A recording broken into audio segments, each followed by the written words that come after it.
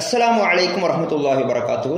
இன்றைக்கு நாம் இலங்கை படத்தில் எவ்வாறு குறித்து காட்டுவது சம்பந்தமாக பார்க்க இருக்கிறோம். அதாவது வரலாறு பாடத்திலே இலங்கை படம் உங்களுக்கு எக்ஸாமில் தருவாங்க.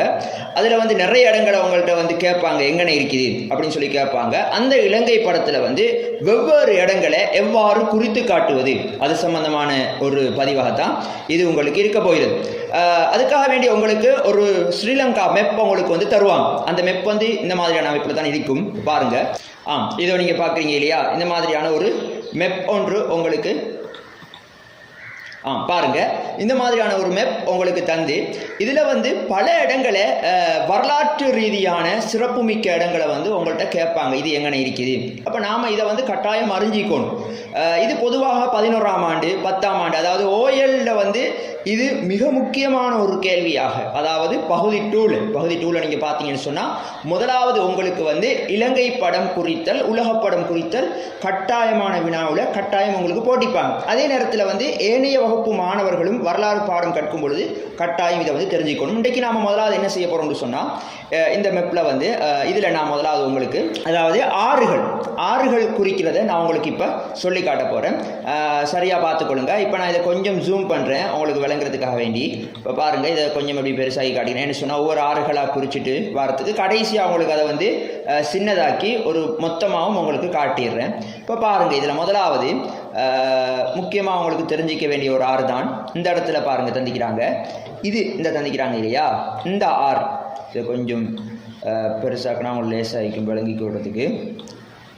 பாருங்க, இப்போ பாருங்க, இந்த இடத்துல தரப்பட்ட இந்த ஆறு தான் கனகராயன் ஆறு. சரியா விளங்கிக் கொள்ளுங்க, கனகராயன் ஆறு. இது முதலாவது. அப்படியே வாங்க, இந்த இடம் இது மன்னார் வரலாற்று ரீதியாக பல பெயர்கள் இருக்குது.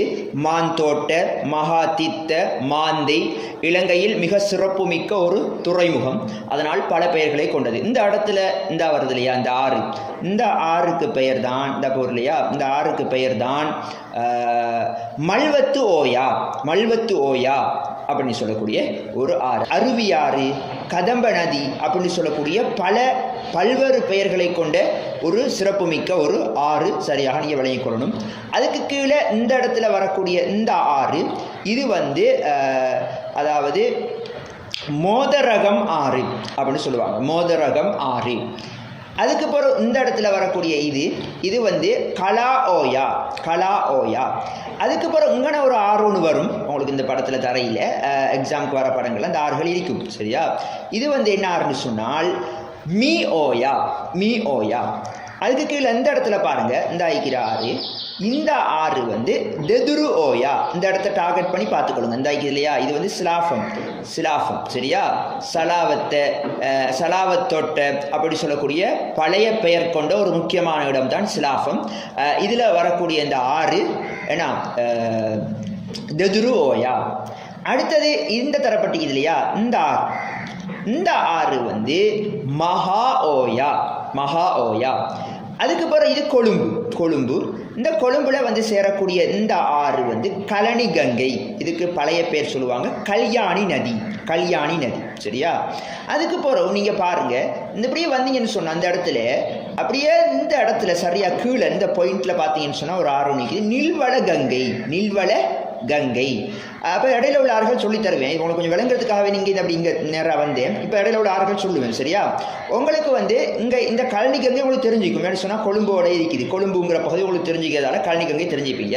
இந்த இடையில சில நேரங்களில் நீங்கள் மாறி போட்டுருவீங்க. என்ன சொன்னாங்கன்னா, ஒன்று இடையில ஒரு ஆறு ஒன்று வரும், இங்கே ஒரு ஆறு ஒன்று வரும், 2, அதுக்கப்புறம் 3 ஆறுகள் தாண்டி இந்த நீள்வள கங்கையை ஞாபகம் வச்சுக்கொள்ளுங்க. இதுதான் நீள்வள கங்கை. சரியா, நீள்வள கங்கை. இந்த நீள்வள கங்கைக்கும் இடையில, இந்த கழனி கங்கைக்கும் இடையில 3 ஆறுகள் இருக்குது. இது கழுகங்கை. இந்த ஒன்று போட்டிருக்கீங்க இல்லையா, இது கழுகங்கை. இது கழுகங்கை. இது பெந்தோட்ட கங்கை. இதுக்கு கீழே உள்ள இது இந்த தந்திக்கணும் இல்லையா, இந்த ஆறு. அப்ப இது கழுகங்கை, பெந்தோட்ட கங்கை, ஜின்கங்கை. அதுக்கு பிறகு இது நீள்வள கங்கை. அப்படியே வந்தீங்கன்னு சொன்ன அந்த இடத்துல வளவ கங்கை. இந்த ஐக்கியம் இல்லையா, இது வளவ கங்கை. அப்படியே வாங்க, இங்கன பாருங்க, 1, 2, மூன்று ஆறுகள் அருகாமையில் கிட்ட கிட்ட இருக்கிற மாதிரி வழங்கும். சரியா? இந்த 3 எடுத்துடுற இல்லை, இந்த ஐக்கு இதை 1 இந்த ஐக்கு 2ன்னு சொல்லி இதை எடுக்கிறது இல்லை. இந்த 1 2 3 போட்டால் 1 கடைசியாக மிச்சப்படும், அப்படி எடுக்கிற இல்லை. இந்த 3 அதாவது நீங்கள் 3 எண்ணும் பொழுது அதுக்கப்புறம் மிச்சப்படக்கூடாது, இங்கே பிளாங்க் ஆகிக்கும் நிறைய இடம் பார்த்தா உங்களுக்கு தெரியும். சரியா? அப்படி என்ற மாதிரி இதை 1 கொடுக்கணும். 1 2 3. அப்போ எப்படி இதை பாடமாக்கலாம்னு சொன்னால், கிருந்தி ஓயா மாணிக்க கங்கை கும்புக்க நோயா. கிருந்தி ஓயா இது கிருந்தி ஓயா, அந்த இல்லை கிருந்தி ஓயா, இது மாணிக்க கங்கை, இது கும்புக்க நோயா. சரியா? கும்புக்க நோயா. நில்வள கங்கையை கிருந்தி ஓயான்னு சொல்லிடக்கூடாது. சரியா? அப்போ இங்கே வந்து 1 நீங்கள் எதை என்னன்னு சொன்னால், இது இல்லை 1 இது இல்லை 2. அப்போ 1 நம்பர் நம்ம எதுக்கு கொடுக்கலாம்னு சொன்னால், இதை நம்ம 1 கொடுத்து இதை நம்ம என்ன செய்வோம் 2 கொடுத்தா இது வந்து 3 அப்படி வரும். சரியா? திரும்ப சொல்கிறேன், கிருந்தி ஓயா கும்புக்கன் மாணிக்க கங்கை கும்புக்க நோயா. சரியா? ரைட். அப்படியே வாங்க, இந்த இடத்துல பார்த்தீங்கன்னு சொன்னால் கல்லோயா, இதுதான் கல்லோயா பகுதி. சரியா? அப்படியே வாங்க, இது மாதுரு ஓயா. இது பார்த்தீங்கன்னு சொன்னால் அவங்களுக்குலாம் தெரியும், இலங்கையில் மிக நீளமான நதி அப்படியே வந்து இந்த பகுதியோட அப்படியே போகுது. மகாவலி கங்கை அதில் வரக்கூடிய ஒரு கிளை நதி தான் இது. இந்த வருது இல்லையா, இது மகாவலி கங்கையுடைய கிளை நதி. அம்பன் கங்கை நல்லா புரிஞ்சுக்கொள்ளுங்க. இந்த அம்பன் கங்கையை மறைச்சி தான் இலங்கையில் வசஃபன் எலகர கால்வாய் கட்டுனான். சரியா? அப்போ இது வந்து அம்பன் கங்கை. சரி, அப்படியே வாங்க, இது வந்து இந்த பகுதியில் ஒன்று பாருங்க, இந்த கந்தளாய் ஆறு. அப்படியே எங்க வாங்க, இந்த ஐக்கிரி யான் ஓயா. அதுக்கு மேலே இது வந்து மா ஓயா. இந்த மா ஓயா மாதிரி இந்த இடத்துல ஒரு ஆரோ நீக்கும், அது மா ஓயா இல்லை, அது பேயாறு. சரியா புரிஞ்சுக்கொள்ளுங்க. அப்போ இந்த ஆறுகள் மனசு உங்களுக்கு சின்னதாக்கி காட்டுறேன் பாருங்க, நம்ம எவ்வளோ குறிச்சிக்கிறோம்னு சொல்லிட்டு இந்த ஆறுகள் உங்களுக்கு கட்டாயம் தெரிஞ்சிக்க வேண்டும். சரியா?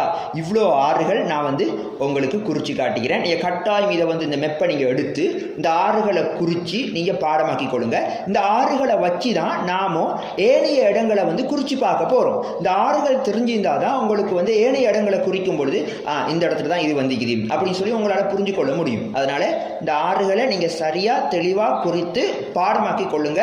இந்த ஆறுகளுக்கு பல பழைய பெயர்களும் இருக்கிறது. சில நேரங்களில் உங்களுக்கு வந்து கழனி கங்கைன்னு சொல்லி கேட்கலாம், அல்லது கல்யாணி நதினு கேட்டலாம். அப்போ நீங்கள் மாறி கல்யாணி நதி ஒன்று நம்ம படிக்கையிலேயே யோசிச்சிடக்கூடாது. கழனி கங்கைக்கு உரிய பழைய பெயர் தான் கல்யாணி நதி. அதே போன்று உங்களுக்கு வந்து பெருந்தோட்ட கங்கைன்னு கேட்கலாம், அல்லது பிம்மத்தித்து. இப்போ பிம்மத்தித்தன்னு கேட்டும் பொழுது பிம்மத்தித்தங்கிற ஒரு இடத்த நாங்கள் என்ன செய்யல வந்து நாம் படிக்கையிலே நீங்கள் விளங்கிக் கொள்ளக்கூடாது. பெருந்தோட்ட கங்கைக்குரிய பழைய பெயராக அவங்க கேட்குறாங்க. இப்படி பல பழைய பெயர்களை கொண்ட ஆறுகள் இருக்குது வந்து. அப்போ நாம் முதல்ல இது விளங்கிக்கிட்டா தான் அதுக்குரிய பழைய பெயர்கள் என்ன அப்படின்னு சொல்லி நம்ம தனியாக பார்க்க இருக்கிறோம். இது ஆறுகளோட மாத்திரம் இல்லாமல் உங்களுக்கு தெரியும் 10ஆம் ஆண்டு பாடத்தில் வந்து பல இடங்கள் இலங்கை படத்தில் வந்து குறிக்க வேண்டி வரும். அதாவது வரலாற்று கால மனிதன் வாழ்ந்த குகைகள் இருக்குது, வெட்ட வெளிகள் இருக்குது, வந்து இப்படி எக்கச்சக்கமான இடங்கள் இருக்குது.